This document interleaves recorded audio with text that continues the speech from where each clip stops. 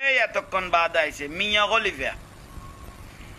মিয়া খলিফা আপনাকে একটা সালাম দিয়েছে, আমিও মিয়া খলিফাকে সালাম। আসসালামু আলাইকুম যখন বলেছেন, ওয়ালাইকুম আসসালাম মিয়া খলিফা। মিয়া খলিফা ভাই ভালো আছেন? ভালো আছে। হ্যাঁ, মিয়া খলিফা ভাই ভালো আছে।